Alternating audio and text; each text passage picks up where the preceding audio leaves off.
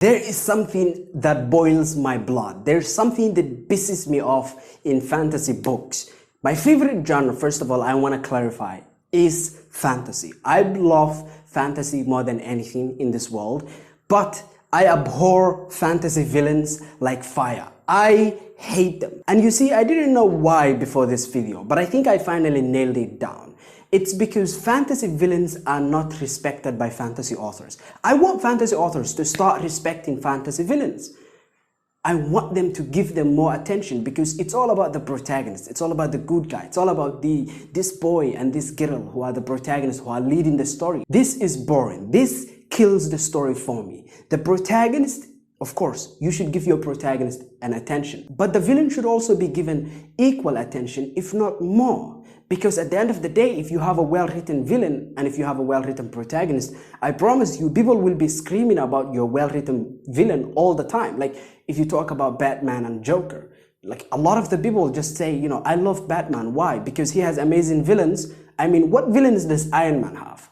Okay, I love the character of Iron Man, but his villains are shit. People will love your story because of your villains, because if your villains are well written, they will get the attention. And a lot of the time, people just disrespect the fantasy villain. And I want to talk about why are fantasy villains terrible. But of course, by detailing that, we will be detailing what makes good fantasy villains. So the first thing, the first tenet, the first thing that makes fantasy villains terrible, and it is literally running in the blood of most fantasy villains, is how a lot of them,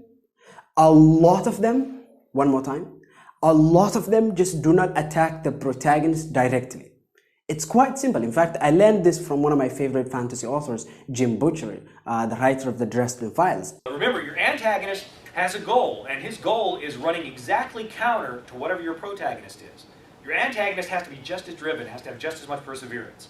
In those books, Jim Butcher is always attacking the protagonist directly. In other words, he writes villains that attack Harry directly and that make his life terrible. And number two, his villains are as motivated as the protagonist, if not more. A lot of fantasy books, what they do is that the villain wants to take over the world.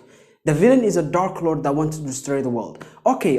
So the protagonist is in a farm or somewhere. Okay, they're having their normal life. And what ends up happening is that there's some dude who wants to destroy the world.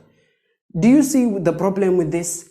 The villain going to destroy the world or take over the world, it's not going to attack the protagonist in any significant way. First of all, destroying the world or taking over the world is not engaging. I just want to say that I made a video about this. It's not engaging, okay? But on top of that, now your villain is occupied destroying the world instead of attacking the protagonist. What the heck? Because it's not, you see what, I hope that, okay, I can't put it into words, but I hope you can feel it deep down. Imagine if your protagonist is poor, like your protagonist is poor and they live in a village. By the way, I'm coming up with this off the top of my head. Again, the point is that this is not difficult.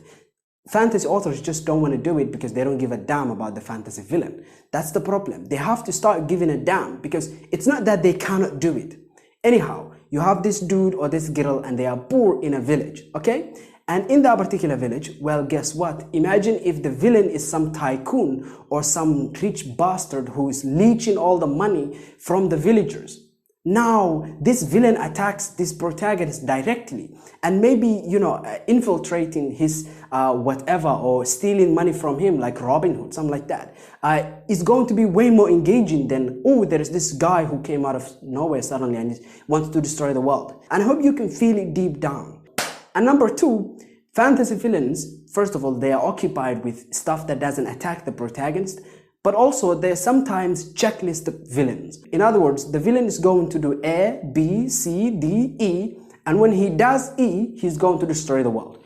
Book 1 is going to be stopping him from doing A, then book 2 is going to be stopping him from doing B. Of course, he's going to succeed. And maybe book 5, when he's about to do E, they stop him finally.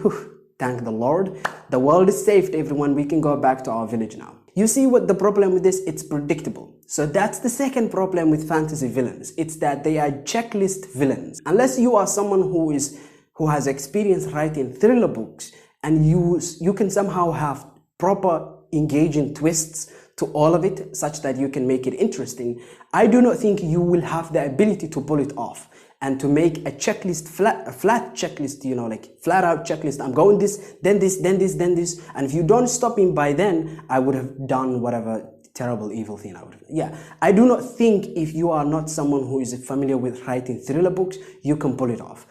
Generally speaking, you have to be someone very skilled to do it. But a lot of fantasy authors are not very skilled at this. In other words, the villains come off as checklist, terrible, boring villains. A book I recently finished that actually does this very well is Prince of Thorns, Broken Empire. You see, the first problem was actually a villain that does not attack the hero directly. Guess what? Jorg. And the reason why he is suffering is that this guy called Renar, his uncle, attacked him and he killed, I don't want to spoil anything, but yeah, this one's kind of given in the synopsis. He attacks and he kills his younger brother and mother. And guess what? Now Jorg is going after him and trying to take him out. Also, Renar is not a checklist villain. He's not like, okay, so I'm going to do this and this and this and this. Like, no, you don't know what Renar is doing. You cannot predict him. And number two, he's not a checklist villain. And number four, he attacks Jorg directly. And here's the final one that kind of baffles my mind, which is villains that are evil for the sake of evil. You can be extremely, extremely terrible. What I'm talking about is villains that are evil without any motivation. In other words, fantasy villains are terrible because they lack motivation. Those are the three things, right? The first thing is that they do not attack the protagonist directly. Number two, they are checklist villains. Checklist villains, it requires immense skill to make them interesting. Number three, well, they are evil for the sake of evil and they have no motivation. It's not interesting, it's boring. I hope you enjoyed this. Have a nice day.